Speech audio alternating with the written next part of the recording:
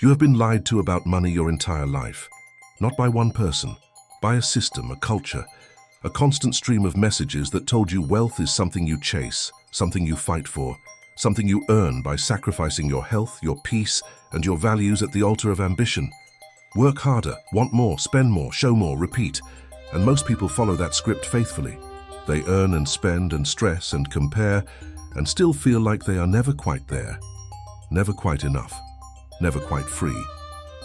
But here is what the ancient Stoics understood that the modern world has almost completely forgotten. Wealth is not a destination. It is a consequence.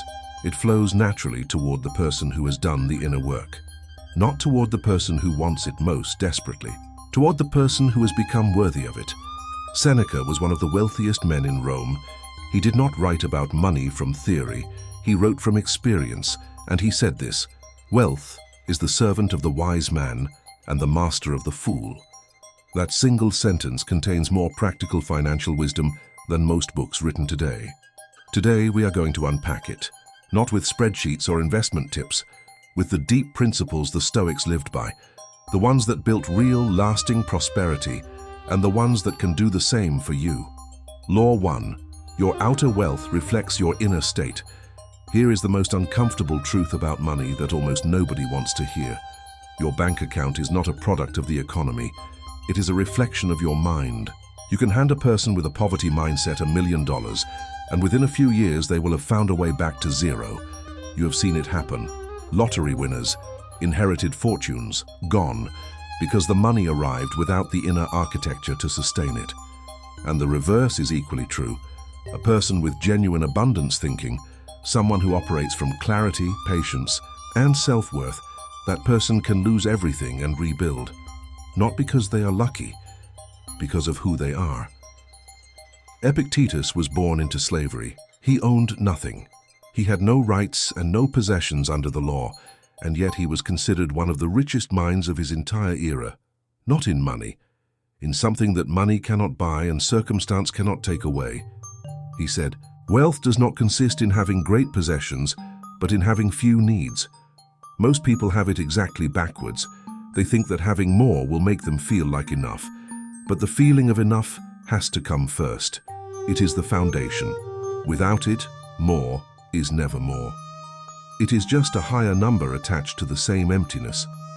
Before you think about building wealth externally, audit your relationship with money internally.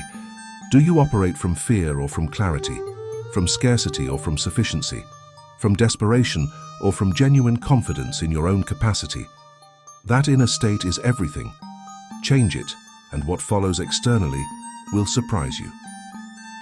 Law 2. Detach from the outcome, commit to the process. The tightest grip on money is the one that drives it away.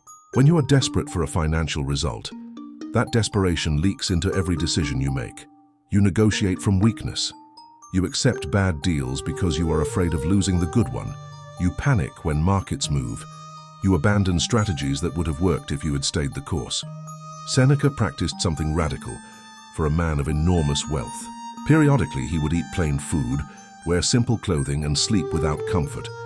Not as punishment, as training. He wanted to remind himself that he could live without luxury and still be completely fine. That the money was his servant, not his master. That practice gave him something most wealthy people never have: the freedom to make decisions without fear. When you know you can live with less, you stop making decisions from the fear of having less, and the quality of your financial decisions improves dramatically the moment fear stops driving them. Ask yourself honestly, is there an area in your life where the fear of losing money is making you hold on too tightly? Where scarcity thinking is costing you more than generosity would? Where desperation is visible in your choices even when you think you are hiding it? That is where this law needs to be applied first. Law 3. Time is your most valuable financial asset. Seneca wrote something that should be the first thing you read every single morning. It is not that we have a short time to live, it is that we waste so much of it. Most people guard their money carefully and spend their time carelessly. They track their spending but never audit where their hours go. They save for retirement but spend the productive years of their lives doing work that drains them rather than builds them. But time and money are not equal currencies. Money lost can be recovered. Time spent is gone permanently. Every hour is a one-time transaction with no refund. The wealthiest people in any era are not those who earned the most per hour. They are those who invested their hours most intentionally, who spent time learning things that compounded, who built skills and relationships and knowledge that returned value for decades rather than weeks. Marcus Aurelius, the most powerful man in the known world, kept a daily journal tracking not his treasury, but his thoughts, his decisions, and his growth. He understood that the discipline of time is the mother of all financial discipline. Here is a practical question to sit with. If you looked honestly at where your time went last week, would you say that you invested it or spent it? There is a difference. Spending produces a moment. Investing produces a return. 1 hour a day redirected from passive consumption to active skill building or genuine reflection will change your financial reality within a year in ways that no raise or bonus can match. Law 4. Spend on what grows you, cut everything else. Marcus Aurelius had access to every luxury the Roman Empire could produce. He chose simplicity, not because he had to, because he understood something about luxury that most people only learn through regret. Every unnecessary thing you own owns a piece of you back. Every commitment that does not serve your growth costs you something beyond money. It costs attention, energy, and the mental space you need to think clearly. He wrote, "Very little is needed for a happy life. It is all within yourself, in your way of thinking." That is not a quote from someone who never tasted abundance. That is the conclusion of a man who had everything and tested it all. Strategic frugality is not about deprivation. It is about precision. It is about understanding the difference between spending that builds your life and spending that merely decorates it. Between investments in your growth and purchases for your ego. Genuinely wealthy people, not those who perform wealth but those who hold it, spend heavily in a small number of areas. Education, health, experiences that transform their thinking, tools that multiply their output, relationships worth investing in, and they cut without mercy in every other area. Not because they cannot afford things, because they have learned that most things do not actually cost money, they cost something more valuable. Look at your spending this month. For each expense, ask one question. Did this make me more capable, more healthy, more connected to what matters, or did it simply make me feel better for a moment? The honest answer to that question is one of the most useful financial tools you will ever use. Law 5. Invest in yourself before anything else. Of every investment available to a human being, one consistently outperforms all others across every time period and every economic condition. The investment in your own mind, every skill you develop, every book you genuinely absorb, every mentor you learn from, every difficult experience you process with honesty rather than avoidance, that compounds. Not quarterly, daily, for the rest of your life. Epictetus had no money. He had no property. He had no legal freedom for most of his early life. What he had was a commitment to his own philosophical education that was so total that it transformed him from a slave into one of the most respected thinkers in recorded history. His knowledge was his currency, and unlike gold, it could not be seized, taxed, or devalued. Seneca spent hours every single day in study and reflection, not because he had time to spare, because he understood that every hour invested in his own development returned to him multiplied across every area of his life. Sharper thinking, better decisions, clearer judgment under pressure. Here is the direct challenge. What are you currently investing in your own development each week? Not passively consuming. Actively learning, practicing, building a skill that makes you more valuable, more capable, more prepared for the opportunities that are coming. If the answer is not much, that is the most important financial problem you have right now. Fix it before you fix anything else. Law 6. Your desires are either your servants or your masters. The consumer economy is built on one principle. Create needs that did not exist, so people will pay to satisfy them. Every advertisement you see is engineering a small dissatisfaction, a quiet sense that what you have is not quite enough, that who you are would be better with this product, this upgrade, this version of your life that is always one purchase away. Marcus Aurelius had seen through this clearly. He wrote, Remember that very little is needed to make a happy life. He was not preaching, he was reporting from experience. He had tested the full range of what wealth could provide and found that the things that actually sustained his well-being were simple, inner, and available to anyone regardless of income. When your desires control you, they make every financial decision for you. You buy on impulse and regret on reflection. You borrow for things you will stop caring about before the debt is paid.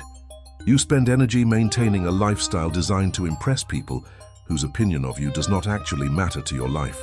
But when you are free from the compulsion of unexamined desire, your finances transform.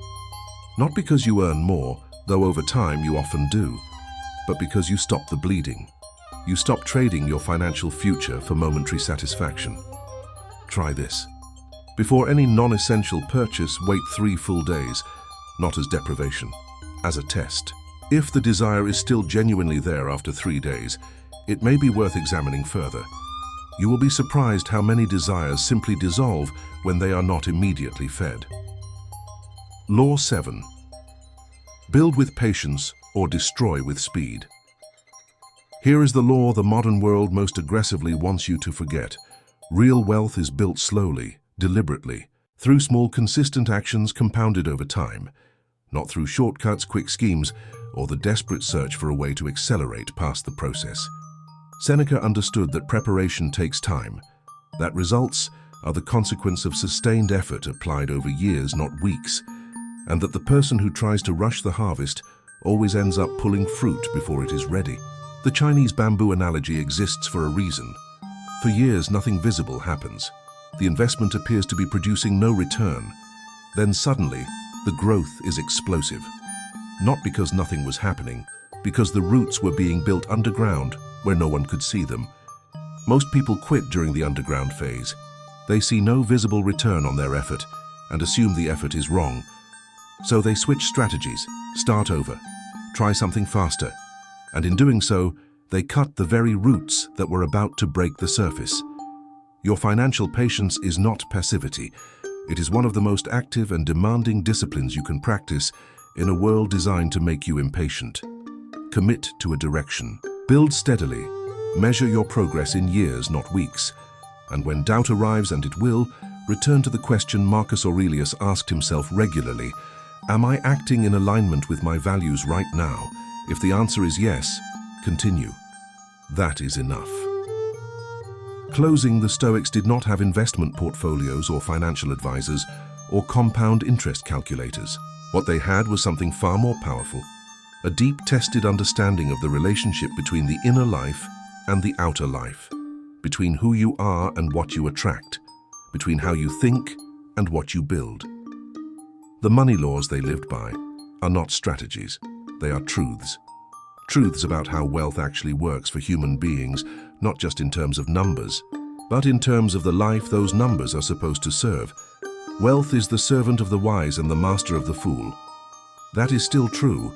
It will always be true. The question is, which one you are choosing to be? Not through grand declarations, through the next small decision, and the one after that. And the discipline to keep choosing well even when no one is watching, and the results are not yet visible. That is how fortune is built. Quietly, consistently, from the inside out. If this video reached something real in you, leave a comment below. Write one word that represents what you are committing to change in your relationship with money. Just one word. Own it. Subscribe to Stoic Journal and turn on the bell. Every week there is more content like this for people who are serious about building real wealth, not just financial wealth, but the kind the Stoics considered the only kind worth having. Until next time, think clearly, spend wisely, build slowly, and become the kind of person wealth follows naturally.